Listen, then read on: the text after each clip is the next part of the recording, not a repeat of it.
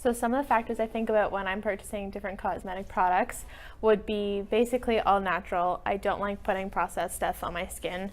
No animal cruelty products. I am very, very, very strict on what I use. Typically Tarte is a great product that I use. They're all natural, vegan, and they're non-cruelty free. But I stick to that baseline of things I like. I don't look at factors like if it's vegan or like have certain chemicals not in it. Just kind of buy whatever, like I said, is cheapest. I don't buy a lot of cosmetics, but I used to buy organic deodorant, but I found it didn't work as well. So now I just get name brand deodorant and name brand hair gel, and that's about it for cosmetics.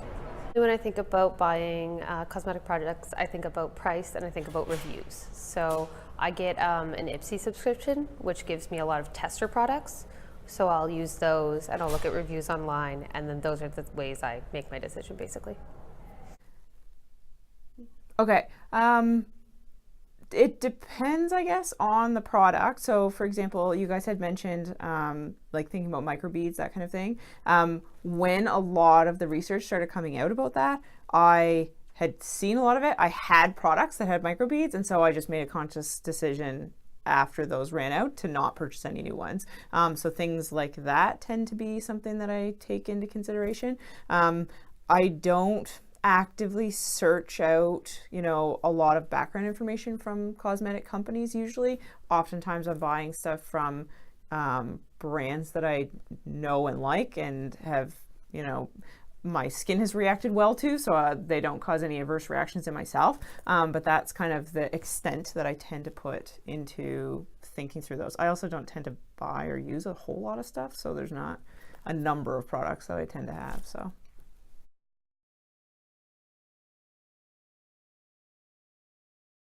I dispose of a lot of my cosmetic products by just typically throwing them out. However, the glass bottles, typically for my foundation and stuff, I do recycle those. I'll rinse them out and recycle them. I usually just throw my makeup in the garbage. I don't recycle or take them anywhere. It just goes right in the trash can. Yeah, we recycle our waste. Yeah, I never really thought about disposing products. I normally just throw them out, but probably will start recycling them. And I save my MAC lipsticks, so I go for those. Yep, so depending on what it is, I mean, if it's like an empty shampoo bottle or something like that, then I will recycle a plastic bottle. But if it's just like a concealer or something like that that's not easily, you can't really clean it, then I do tend to just toss them out.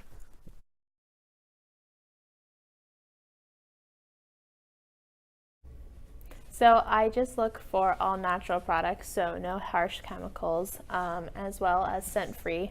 Having a scent allergy kind of makes that difficult sometimes when they come out with makeup products that have different scents in them, but as long as they're natural, then it's pretty good.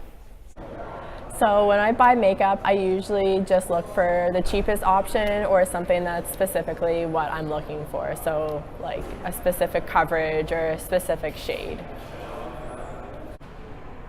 For the shampoo and conditioner I use, I try and get organic, natural products, less synthetics.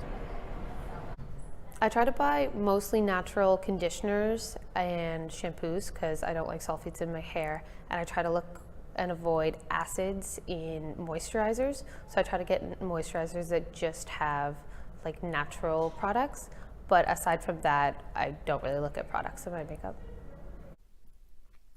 So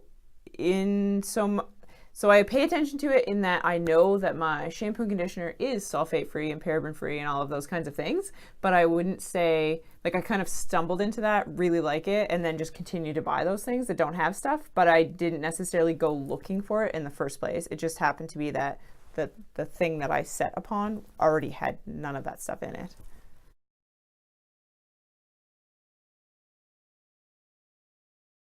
Yeah, so I do make some of my own products. I make like a face scrub and lip scrub, which is just olive oil and sugar. So I have made do-it-yourself like body scrubs and face masks before, but it's not very common, just because I find it's more work than just going in and buying something from Lush or a drugstore. I used to do a lot of DIY hair masks, face masks, and like sugar scrubs. I stopped doing a lot of DIY hair masks because they left my skin and hair pretty greasy. So now I just stick to face masks and sugar scrubs and stuff like that.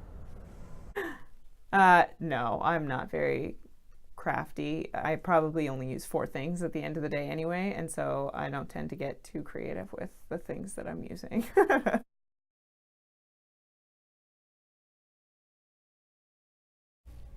Yeah, so this has definitely given me a different perspective on what I should be looking for. I think definitely I should look for a better recycling program, maybe recycling better myself, being better for the environment. I don't really think this has changed my perspective, but I definitely would be interested in trying to figure out what makeup companies do like animal testing or are more clean and chemical free.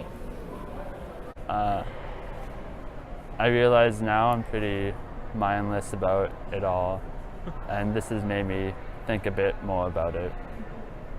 I'm going to start recycling my products that I'm done with, and maybe pay a little bit more attention to the ingredients, because I didn't really know much about microbeads before, and I think that's pretty interesting.